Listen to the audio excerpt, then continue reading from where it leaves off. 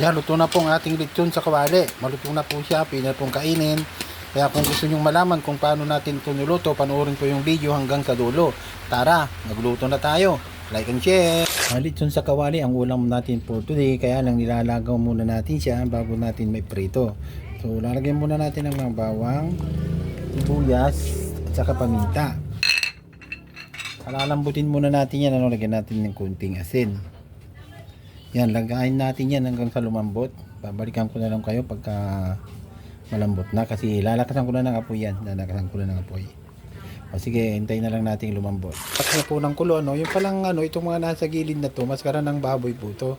Yan, naluwan ko po para sabay-sabay na lang. Bali dalawang luto na yan, isang lechon sa kawali, at saka siguro sisig o kaya dinakdakan.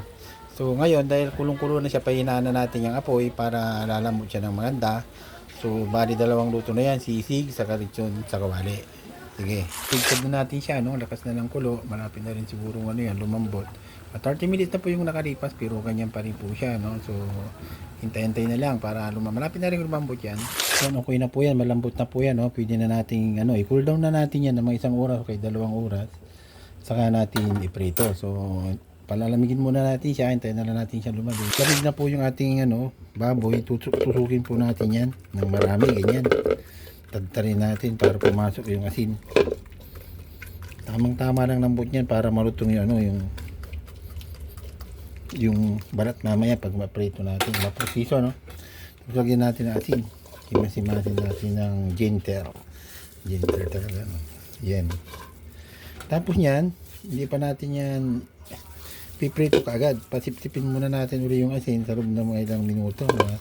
15 minutes siguro para Ayan. Ganyan na lang muna yan. Tapos saka tayo magpainit ng mantika. Ayan, mainit na po yung mantika. Ilalagay na natin po yung piprituhin natin. Hininaan natin mo yung kapay para hindi masyadong matangkay. Ayan, ganyan. Tapos may ilagay. Tapos may ilagay sa kanan natin lakasan. Ayan.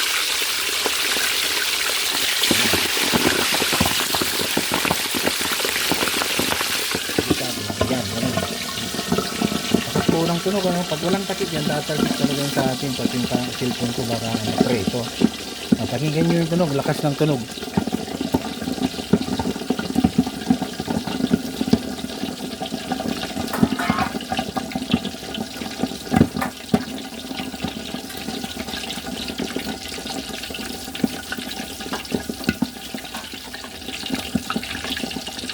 Pag humina na ang tunog niya, hindi masyadong tumatalbik, saka natin buksan. Pero ngayon hindi pa pwede yan, baka maligo tayo ng mainit na mantika.